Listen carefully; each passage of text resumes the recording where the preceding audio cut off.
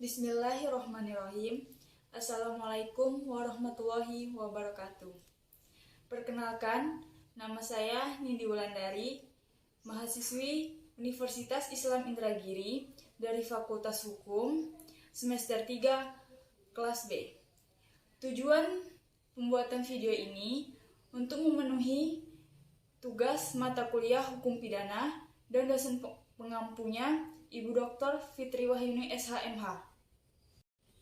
Baiklah, saya akan menjelaskan materi pogging dalam hukum pidana berdasarkan PowerPoint yang saya buat. Slide pertama, pogging dalam hukum pidana. Pogging adalah percobaan melakukan tindak pidana yang mana pelaksanaan melakukan suatu kejahatan yang telah dimulai namun tidak selesai. Maksimum pidana pokok terhadap kejahatan dalam hal percobaan dikurangi sepertiga. Jika kejahatan diancam dengan pidana mati atau pidana penjara seumur hidup, dijatuhkan pidana penjara paling lama 15 tahun. Pidana tambahan bagi percobaan atau pogging sama dengan kejahatan selesai. Mencoba melakukan pelanggaran tidak dipidana. Selanjutnya slide kedua. Pogging atau percobaan permulaan kejahatan yang belum selesai. Pogging bukan suatu delik, tetapi pogging dilarang dan diancam hukuman oleh undang-undang. Pogging adalah perluasan pengertian delik, suatu perbuatan dilarang dan diancam dengan hukuman oleh undang-undang sebab perbuatan itu melanggar kepentingan hukum atau membahayakan kepentingan hukum.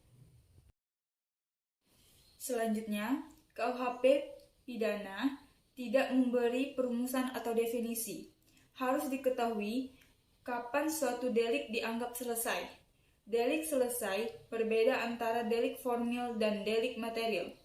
Pada delik formil sama dengan delik selesai apabila perbuatan yang dilarang telah dilakukan. Pada delik material sama dengan delik selesai apabila akibat yang dilarang telah timbul atau terjadi.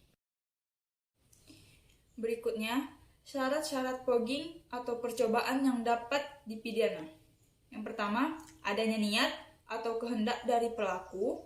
Yang kedua, permulaan pelaksanaan atau perbuatan. Dan yang ketiga, tidak selesainya pelaksanaan itu bukan semata-mata disebabkan karena kehendaknya sendiri. Niat atau Vornehmen. Menurut doktrin dan jurisprudensi, Vornehmen harus ditafsirkan sebagai kehendak. Willen atau offset seseorang harus mempunyai kehendak, yaitu kehendak melakukan kejahatan. Dan slide yang selanjutnya, perbuatan pelaksanaan. Pada umumnya, dapat dikatakan bahwa perbuatan itu sudah boleh dikatakan sebagai perbuatan pelaksanaan. Apabila orang telah mulai melakukan suatu perbuatan dari peristiwa pidana, jika seseorang belum memulai melakukan perbuatan itu, maka perbuatannya itu masih harus dipandang sebagai perbuatan persiapan. Sebagai contoh, apabila orang berniat akan berbuat kejahatan dan ia telah mulai melakukan kejahatan itu, akan tetapi karena timbul rasa menyesal dalam hati, ia mengurungkan perbuatannya, sehingga kejahatan tidak sampai selesai. Maka ia tidak dapat dihukum atas percobaan pada kejahatan itu. Oleh karena tidak jadinya kejahatan itu atas kemauannya sendiri, jika tidak jadinya selesai kejahatan itu disebabkan karena misalnya kepergok oleh agen polisi yang sedang meronda, maka ia dapat dihukum karena hal yang mengurungkan itu terletak di luar kemauannya. Cukup sekian materi yang telah saya sampaikan dalam video ini. Apabila ada kesalahan kata dan perbuatan, mohon dimaafkan. Saya, Nindi Wulandari, pamit undur diri. Assalamualaikum warahmatullahi wabarakatuh.